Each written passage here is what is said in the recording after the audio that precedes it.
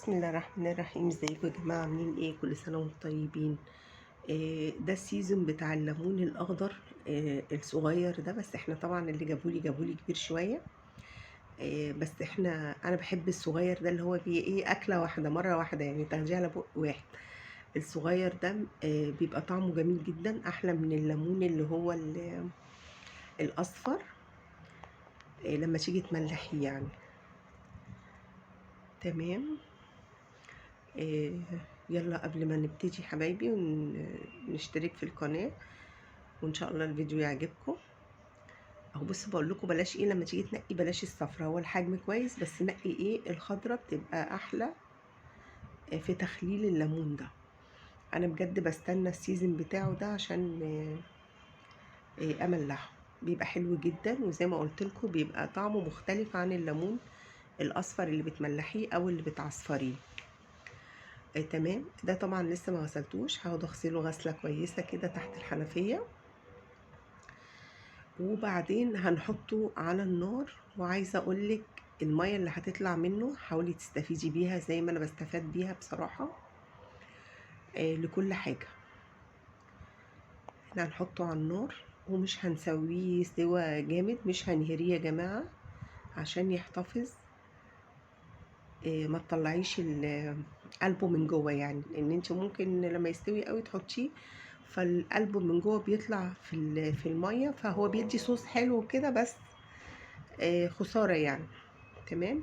زي ما قلت لكم، هو لما نحب نشتري الصغيره الخضراء، بس لان مش انا اللي جايباه، الناس هنا في البيت هم اللي جايبينه. ف اهو بصوا، هفضل انقي معاكم كده الصغير. انا حتى ساعه الاكل بنقي الصغير ده اكله. وزي ما قلت لكم نخلينا في الخضراء مش الصفراء. تمام. خلاص كده انا هحطه على النار، حط عليه بس نغطيه بالميه. انا طبعا دي حله كبيره قوي، حاولي تجيبي اكبر حله عندك علشان ما تفرش منك. تمام. خلاص هنحطه على النار.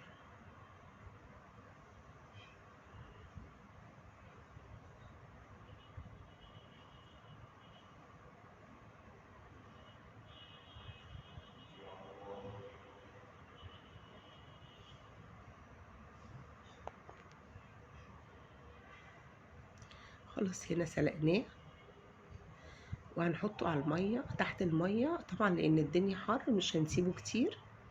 انا سبته بس 3 ايام بغير عليه.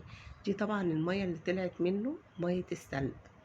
بقول لكم بقى بعمل بيها ايه. ممكن تحطيها في غسالة الاطباق. ما عندكيش غسالة الاطباق، بتحطيها في الازازة اللي فيها المسحوق. تمام. وهنا اهو بعد ما عبيته قطعت معاه فلفل اخضر حامي، وقطعت معاه فصوص توم.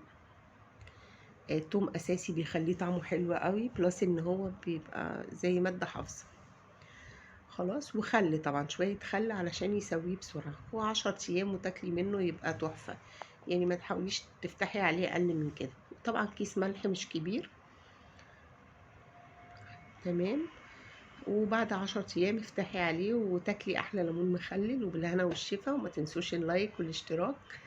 بس انا عجبني شكله قوي لما بعمل مخللات، احب اتفرج على شكل البرطمان من بره كده.